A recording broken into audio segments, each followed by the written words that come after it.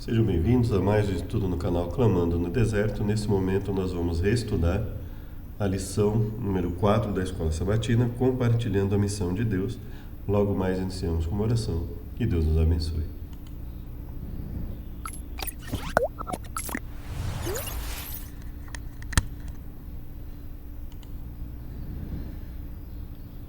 Obrigado, Deus, por tudo que nos tem concedido. Venha nos perdoar por nossas falhas e pecados cometidos. Esteja conosco, nos auxiliando, nos livrando de todos os males. Nós imploramos em nome de Jesus. Amém. Então vamos lá. A lição começa com o Evangelho de João, capítulo 13, versos 34 e 35. Os versos para memorizar são: Eu lhes dei um novo mandamento, que vocês amem uns aos outros. Bom, então vejam.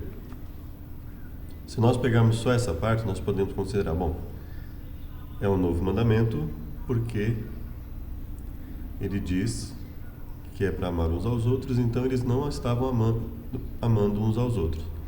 Pelo menos, não como o mandamento determina, né? Então, aí nesse sentido seria um novo mandamento. Também podemos considerar a continuação do verso: assim como eu os amei, que também vocês amem uns aos outros. Nisso todos conhecerão que vocês são meus discípulos, se tiverem amor uns aos outros. Então vejam, ele fala, amar como eu vos amei. Então quando nós comparamos isso com o mandamento que já havia sido dado, que era amarás ao teu próximo como a ti mesmo, não é? Então eles não estavam amando ao próximo como amavam a si mesmos, eles estavam dando mais preferência a si mesmos do que aos outros, né? Eles tinham o desejo de supremacia em relação uns aos outros, eles estavam pensando mais na dominação, quais as funções teriam na dominação no momento em que o reino de Deus fosse estabelecido. Então vejam, tudo isso interferia. Então eles até poderiam acreditar que amavam uns aos outros, mas não amavam como Cristo estava mostrando ali para eles, né? E existe uma noção muito variada de amor, não é? Então nós precisamos ter em mente o que é o amor que Jesus estabelece aqui, não é? Nós vamos fazer o comentário da lição de sábado e logo nós vamos para João 13 e vamos comentar um pouco sobre essa parte, né? Desde o início, Abraão quis ser usado por Deus na missão. Essa verdade pode ser vista em Gênesis 18, quando Deus advertiu sobre Sodoma e Gomorra, né? E aí, ele tinha visto em seus hóspedes apenas 3 viajantes cansados e nem imaginava que entre eles estava alguém que ele poderia adorar sem pecar. É basicamente uma forma de dizer que o próprio Deus estava ali com ele, não é? Ele logo se envolveu pessoalmente na missão de Deus. Seu envolvimento, como vemos em Gênesis 18, foi orar e interceder pelo povo de Sodoma e Gomorra. Ou seja, ele queria ver se de alguma forma essas pessoas, apesar de si mesmas, poderiam ser salvas. Isso não seria a essência da missão? Ao longo desse capítulo, 3 grandes qualidades espirituais são reveladas em Abraão, né? A hospitalidade, amor e oração. Então, hospitalidade, amor e oração. Hospitalidade, nós sabemos o que é. Oração, também. Mas e o amor, né? Vamos para João 13. Veja só. O contexto é proximidade da festa da Páscoa, né?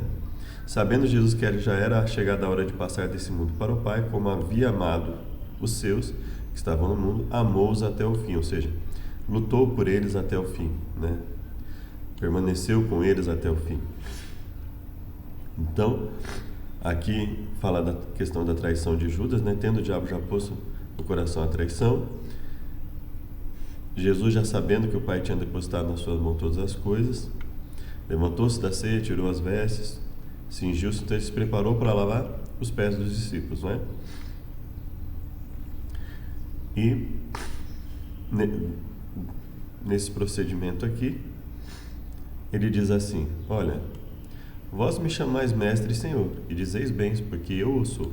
Ora, se eu, senhor e mestre, vos lavei os pés, vós deveis também lavar os pés uns aos outros. Porque eu vos dei o exemplo, para que, como eu vos fiz, façais vós também. Na verdade vos digo que não é o servo maior do que seu senhor. Se sabeis essas coisas, bem-aventurados sois se as fizerdes. Então veja, primeiro ponto do amor de Jesus aqui, ele sempre confronta o pecador com a necessidade de mudança. Então, veja, ele fala, olha, vocês precisam seguir o meu exemplo nisso também, de servir uns aos outros. Vocês precisam mudar a forma de vocês pensarem, não é? Se você olhar aqui o contexto, né? Veja que Jesus, ele começa a lavar os pés dos discípulos, não é? Pedro diz, Senhor, tu lavas meus pés a mim? Então, assim, Pedro externou aqui uma coisa uma surpresa que passou na mente dos discípulos, né?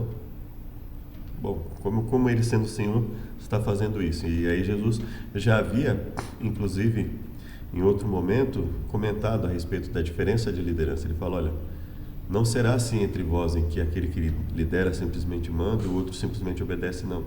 Ele fala, olha, aquele que está acima deverá ser vosso servo, ou seja, aquele que está em uma função maior, ele tem uma responsabilidade maior, de auxílio maior às pessoas, né?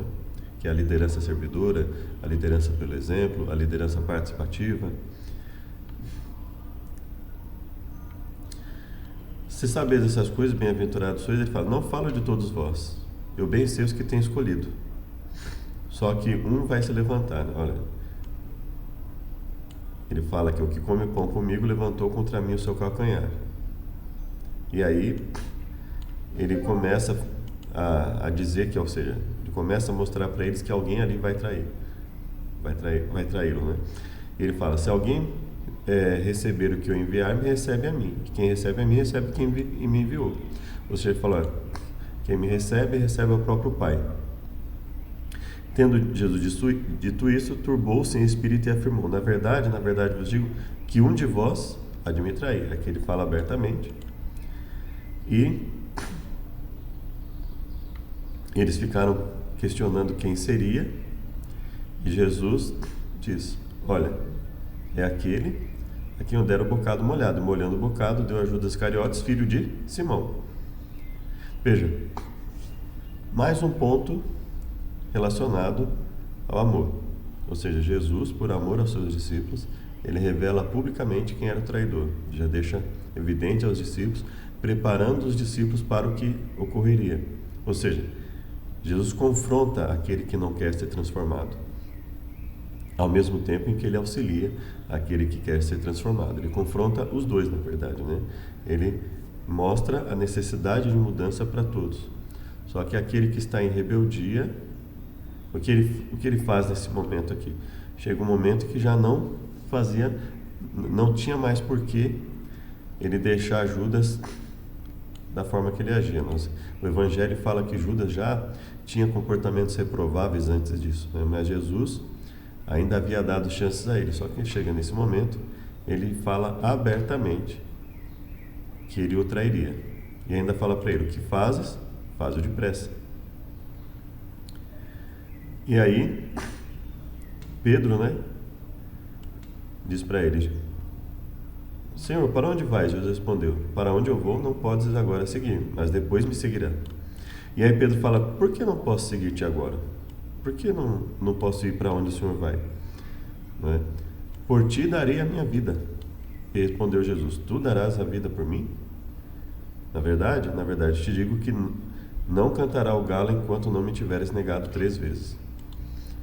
Então veja que a noção de amor de Jesus é muito diferente da noção de amor que se vê hoje, em que as pessoas veem o erro acontecendo, veem a rebeldia acontecendo e simplesmente ficam em silêncio. Essa não é a noção de amor que Jesus ensinou. Então quando ele fala amar como eu vos amei, é amar no sentido de realmente estar disposto a auxiliar aquela pessoa, confrontando o que ela faz de errado, se quando necessário, inclusive expondo o que está prejudicando o todo, buscando auxiliar tanto quanto possível, mas estabelecendo um limite, né? Mostrando as fragilidades, assim como ele falou em relação a Pedro, ao mesmo tempo em que você busca auxiliar. Então esse é o ponto né?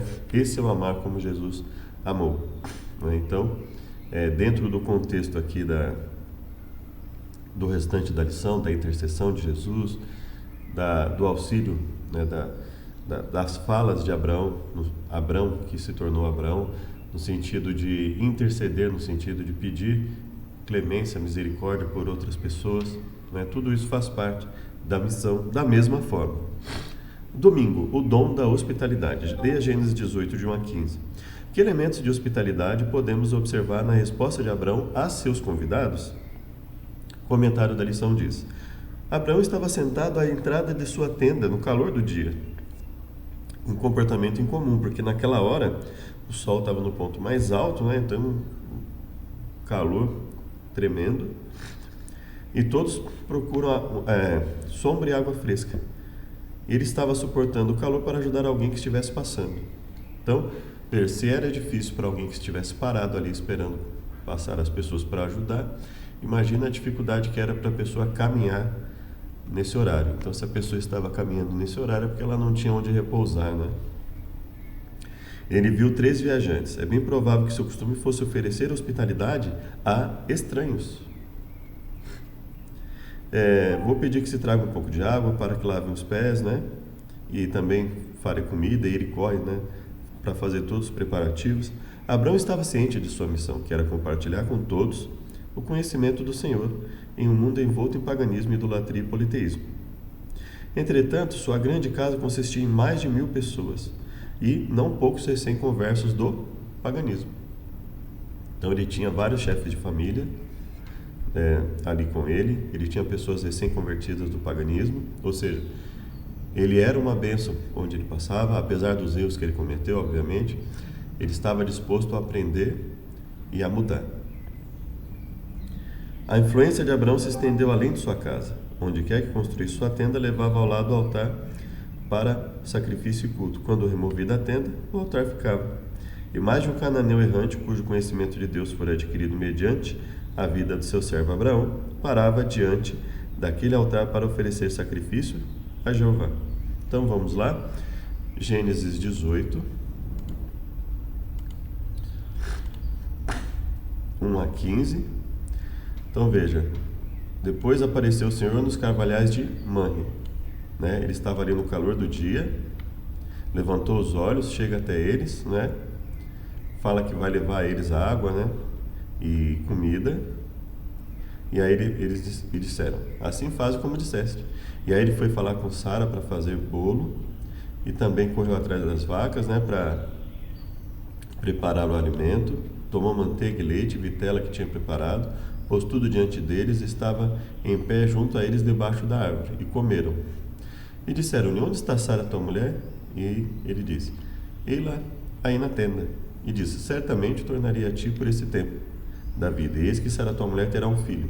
Então aqui fica evidente algo que já havia, né? Já havia ficado evidente antes, que assim, em nenhum momento foi sequer dado por Deus um indício de que o cumprimento da promessa de uma descendência não fosse relacionado a Abraão e Sara. No entanto, aqui ele ainda enfatiza novamente, torna ainda mais expresso: olha, Sara terá um filho.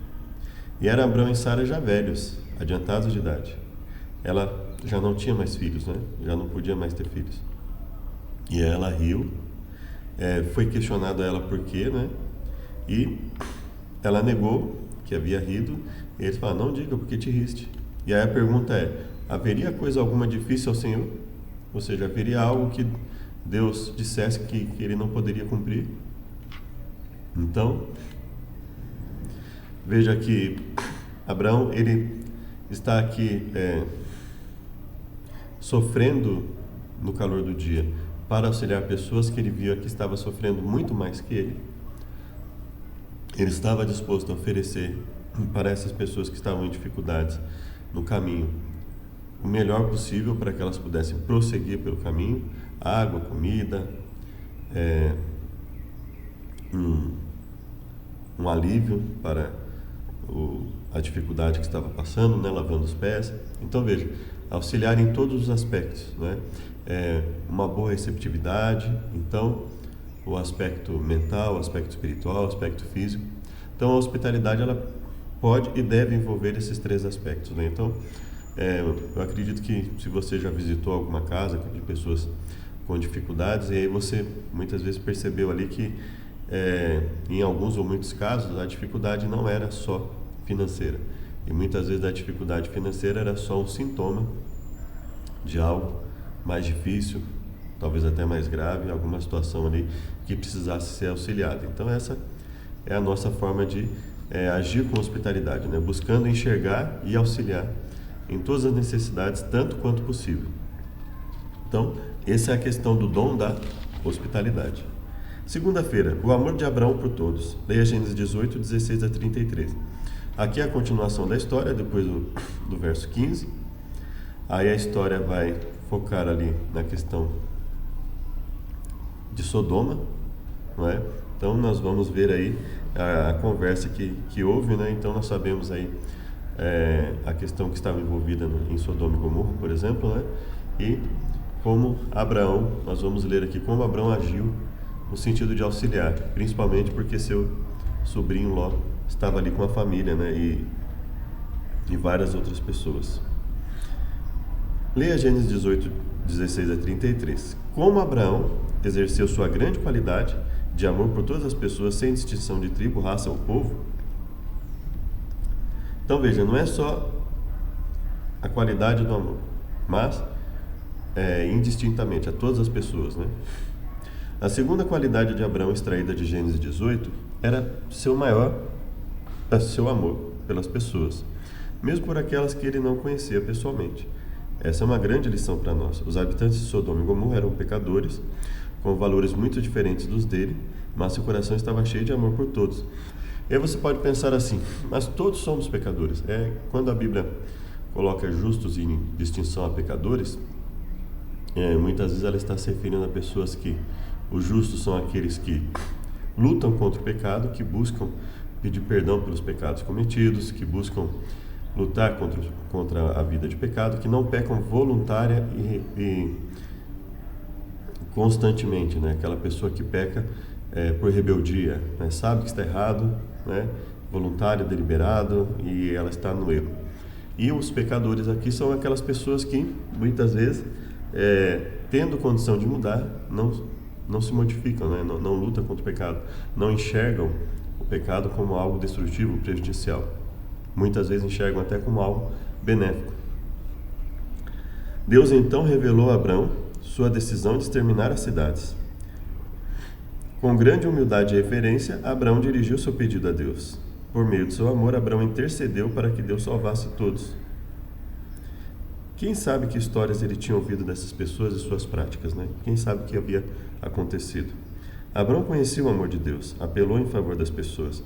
O patriarca sabia que o ser humano sempre pode voltar para Deus em arrependimento, e ele baseou seu pedido no conhecimento que tinha do amor de Deus pelo ser humano. Ele próprio tinha grande amor pelos pecadores e entendia que, enquanto houver vida e graça, enquanto o juízo não é executado, há esperança de salvação. Então vamos lá.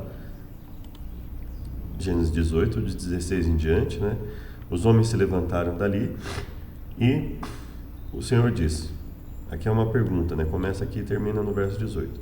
Ocultarei eu a Abraão o que faço, visto que Abraão certamente virá a ser uma grande e poderosa nação, e nele serão benditas todas as nações da terra?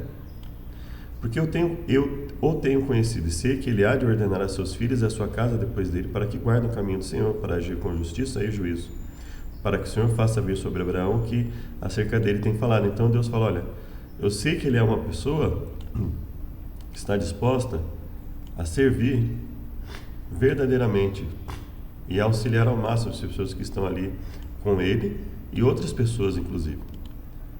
Porquanto o clamor de Sodoma e Gomorra tem se multiplicado, descerei e verei se com efeito tem praticado segundo o seu clamor. Ou seja, é evidente que nós sabemos que Deus já sabia tudo isso, né? Mas ele estava ali falando justamente no sentido de ele já sabia o que passava na mente de Abraão e o que ele faria, né?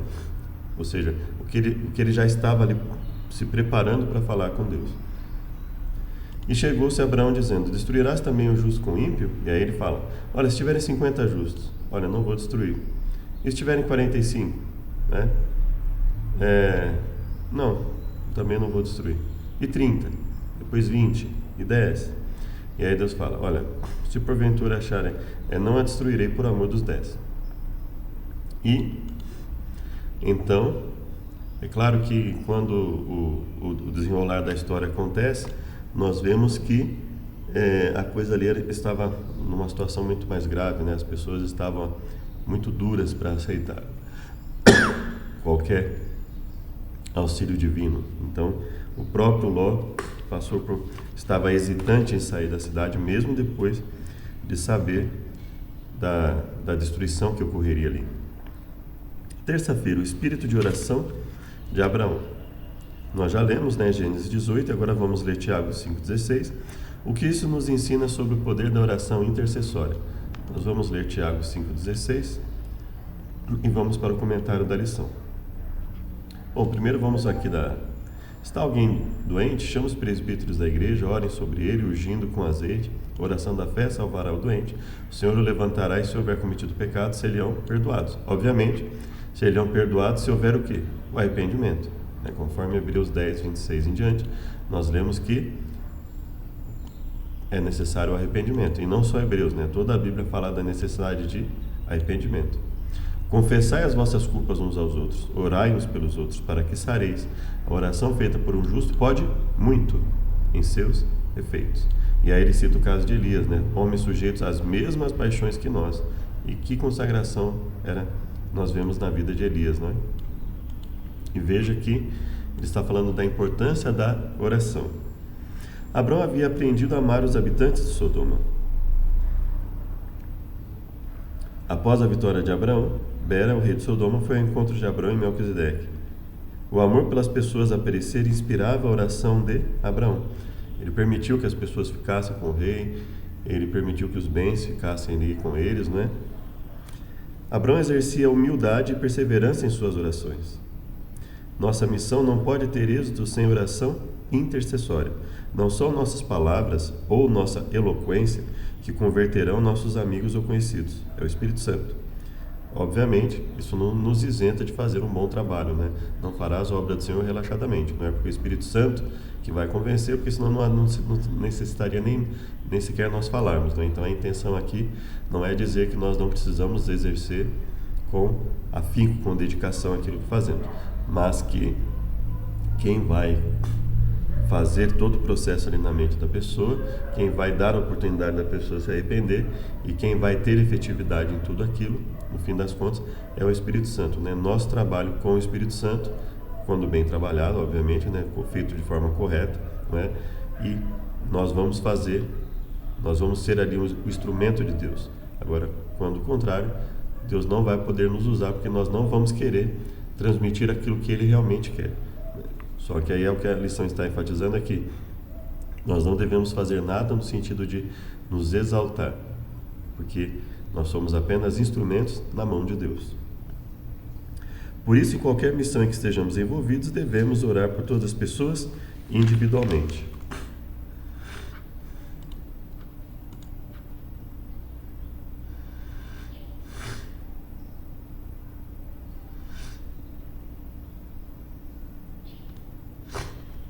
Vamos então aqui dar continuidade. Gênesis 19 agora, né? Qual foi o resultado do espírito de hospitalidade, amor e oração de Abraão?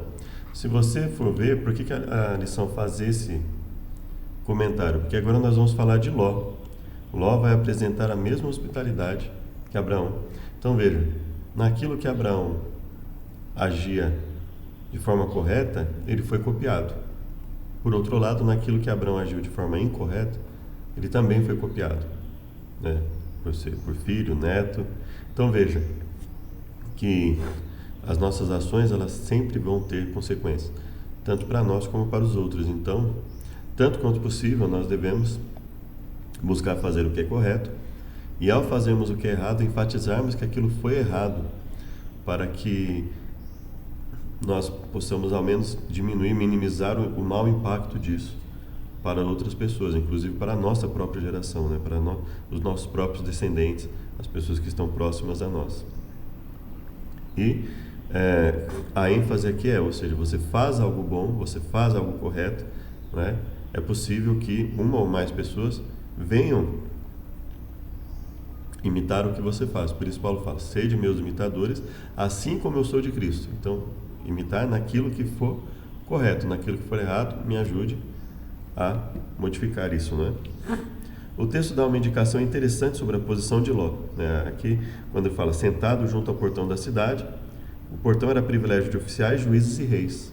Então ele fala, ele tinha uma posição de destaque na cidade, inclusive quando eles falam, né? Olha, agora ele quer ser juiz em tudo, que também poderia ter ali oferecer um indício de que ele já tinha uma posição de destaque ali, né? Abrão e Ló prepararam comida para seus visitantes.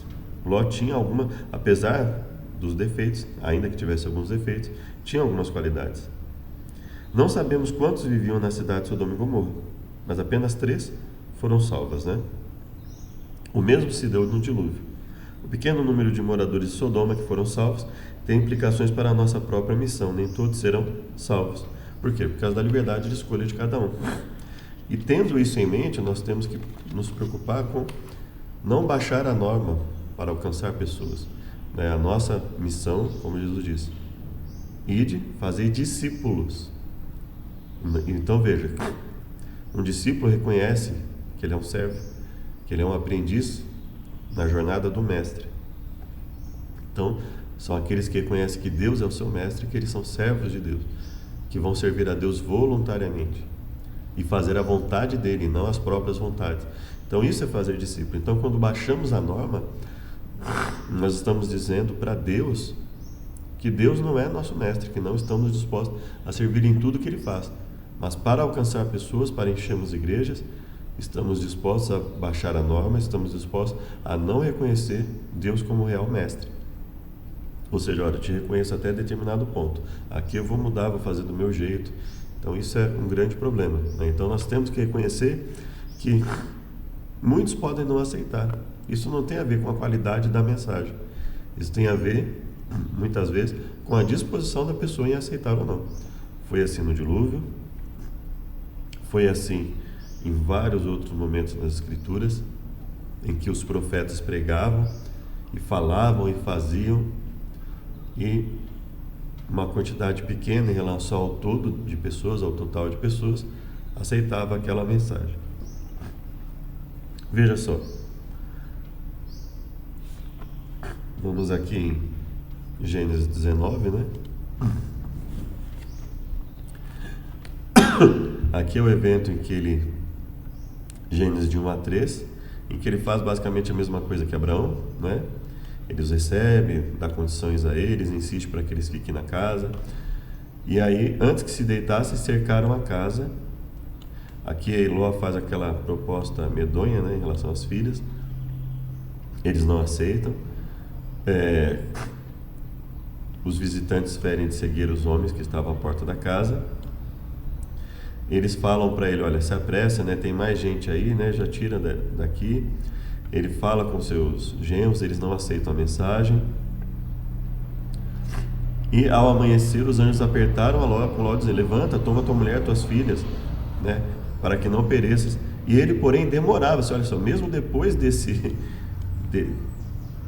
apelo forte, enfático aqui, ele ainda se demorava no lugar. Então veja como ele estava com a mente deteriorada, né? Como o apego à riqueza havia tomado conta dele, né?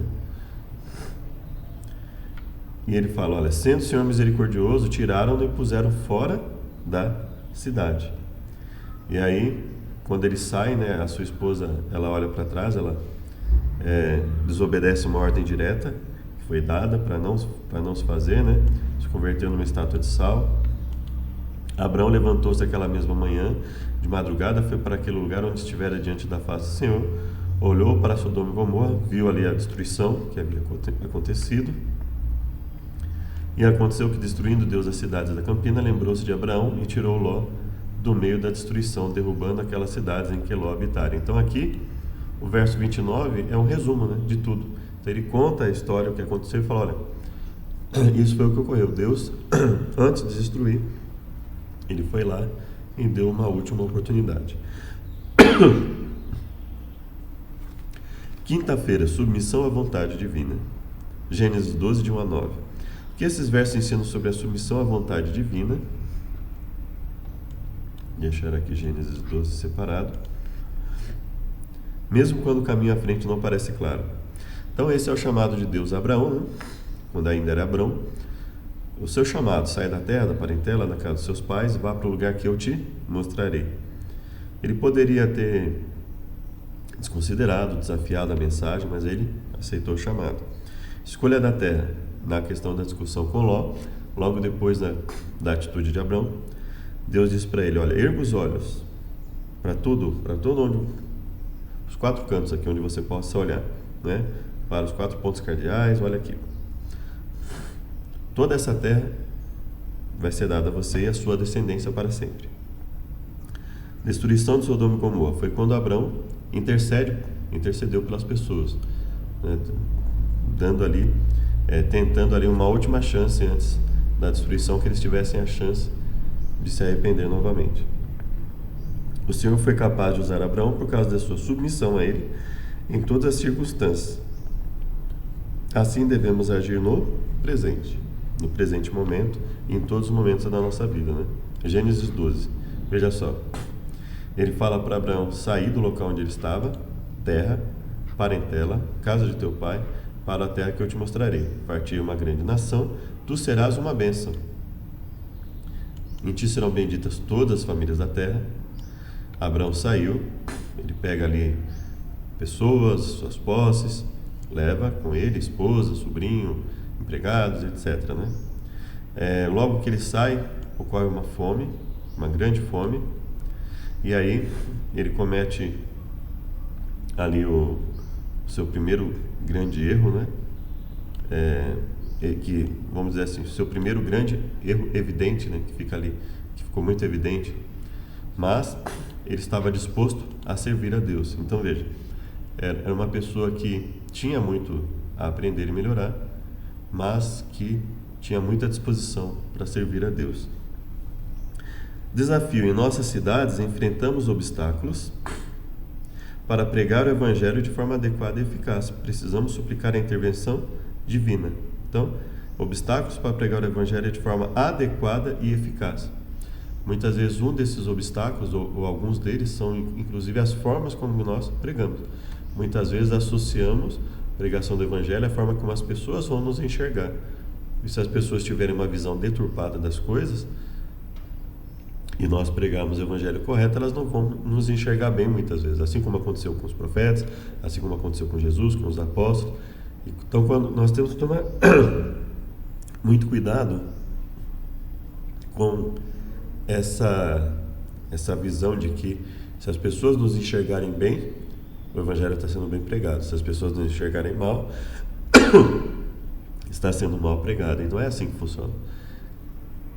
Se a visão das pessoas estiver deturpada, elas vão enxergar bem um evangelho ruim, um evangelho que não é o que está na Bíblia. Então, nós temos que tomar muito cuidado com esse tipo de visão que as pessoas têm, não é? Aqui teve Romanos 8:34 e Hebreus 7:25, que essas passagens nos diz sobre o que Jesus fez, né, faz por nós, né? A questão da intercessão. Vou ler rapidamente aqui. Tiago, nós já lemos, né? Romanos 8:34. Que diremos, pois? Que se Deus é por nós, quem será contra nós? Aquele que não poupou o próprio Filho, né, não nos dará todas as coisas? Quem intentará acusação contra os escolhidos de Deus? É Deus quem os justifica. Quem é que condena? Pois é Cristo que morreu, ou antes que ressuscitou dentre os mortos, qual está à direita de Deus e também intercede por nós. Quem nos separará do amor de Cristo? O que pode nos separar? Nada, desde que nós não nos afastemos dele, né? Mas em todas as coisas somos mais que vencedores por aquele que nos amou. E ele fala: nada nos pode separar do amor de Deus, né? E Hebreus 7:25. Mas esse, porque permanece eternamente, tem um sacerdócio perpétuo. Portanto, pode também salvar perfeitamente os que se chegam a Deus vivendo sempre para interceder por eles, porque nos convinha um tal sumo sacerdote, santo, inocente, imaculado, separado dos pecadores, feito mais sublime do que os céus, que não necessitasse, como o sumo sacerdote, se oferecer cada dia sacrifício pelos próprios pecados e pelo povo, porque isto fez ele, uma vez, oferecendo-se a si mesmo. Ou seja, ele não o sacrifício dele pleno, por isso, um único sacrifício, e a sua intercessão por nós, não é? O desafio-se agora da lição de quinta: encontre um meio de entrar em contato com alguém diretamente afetado por uma situação difícil. Diga a essa pessoa que está orando por ela e peça a Deus que mostre o que você pode fazer para ajudar. Então, é basicamente aquilo que Tiago falou, né? Não adianta você ver uma pessoa com frio, com fome, você fala assim, vou orar por você, que Deus te ajude, e você não fizer nada. Então ele fala, não basta você dizer para a pessoa que se importa com ela, você precisa ajudá-la realmente. Sexta-feira. Então, o desafio de quinta é o quê? É buscar pessoas que estejam em situação difícil, perguntar a ela o que ela está precisando, verificar isso também, né? Verificar a realidade, se o que ela está falando está de acordo com a realidade, com a real necessidade que ela tem, e buscar auxiliá-la tanto quanto possível, né? O amor pelas pessoas a perecer inspirava a oração de Abraão.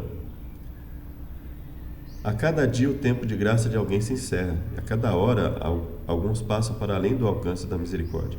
Onde estão as mãos estendidas para fazer retroceder o caminho da morte? O espírito de Abraão era o espírito de Cristo. Aquele que pagou o preço pela redenção do ser humano sabe o valor de uma vida, com tal oposição ao mal que unicamente pode existir uma natureza imaculadamente pura. Cristo manifestou para com o pecador um amor que apenas a infinita bondade poderia conceder.